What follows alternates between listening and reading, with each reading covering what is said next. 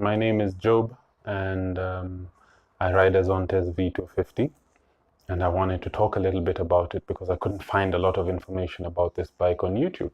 So I thought if I shared what I know, what I've experienced about it on here, it might help someone else. I've done about 1100 kilometers on it so far, and here are my thoughts. I shall start off by saying this bike is very well priced. In Kenya, you're buying it for 230,000 shillings, and knowing exactly how much tax our government charges for everything, you know that that bike is probably not, it's probably priced very well. It's priced as best as it probably could be, I think is what I'm trying to say. Another thing I really like about this bike is that it looks great. I'm really into cafe races, and I really, really like how it looks. One of the things I don't like about the bike though is that the seat is quite hard, and if you're planning on doing more than commuting, short trips, maybe 30 kilometers at most, if you're planning on doing anything more than that, you need to be aware that the seat is quite hard and you notice very quickly.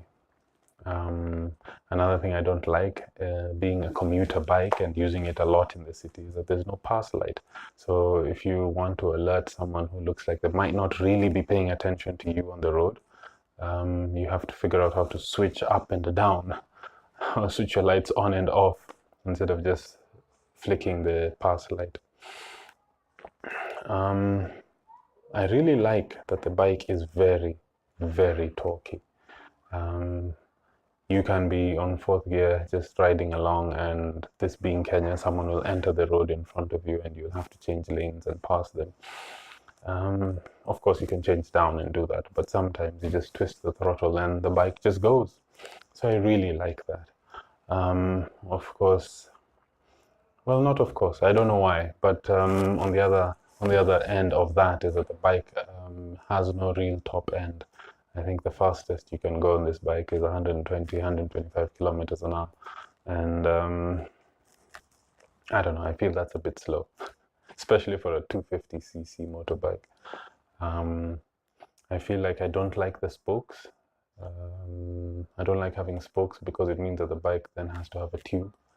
And having to have a tube then means you getting punctures that require the wheel being taken off for them to be fixed, as has happened to me 4 times now in my 2 months of ownership, and it's been very annoying. So I really don't like that it has spokes. I don't like that the kickstand is nearly impossible to use. You will kick and kick and kick and kick and kick and it will not start the bike. I think it's actually there just for decoration. This kickstand is impossible to use. I have no idea why they put it there, because on many of the bikes that they have in the shop there's no kickstand.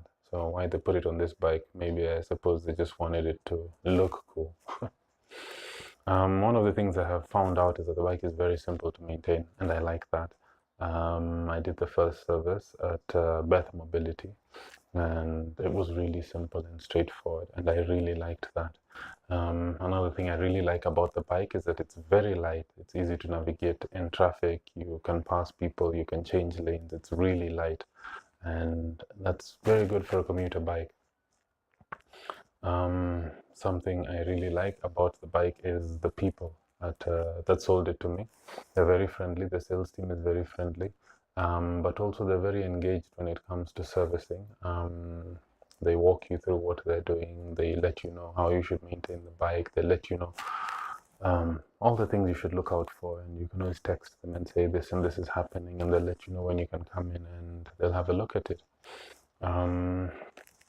I had said earlier that I did not like the spokes because of punctures, but I like the spokes because of how they look. Not sure where I've settled on that one, but it is what it is. I really, really love the mirrors on this bike. I think they've been designed very well. You can easily switch them to underbar mirrors just by rotating them. They're designed to fold away in an accident, which I think is very cool for a bike that is this cheap. That's a very cool feature. Something that I really liked is that for the price I paid, I got a really big engine. I haven't been able to find a lot of information about this bike on the internet, so I don't know how big the engine really is. I don't know if the manufacturer is just saying 250 and the bike is a 200 or a 220. I don't know. And there isn't many places you can get data on that sort of thing, so I don't know. But I do like that the bike has disc brakes front and back. Again, for the price, I'll remind you, it's 230,000 shillings only, and you get disc brakes at the front and at the back. A few things I don't like about the bike is sometimes I feel like the gears are not there. You'll flick down, say after as you're braking, you'll flick down from fourth, try and find second, because you've slowed down enough to find second, and it won't be there. And that is always very unnerving, because you're on the road, you're trying to pay attention to everyone else on the road and yourself, and make sure you stay out of people's way, because people drive like riders don't exist, sorry. And you accelerate and you're in third. That's very annoying.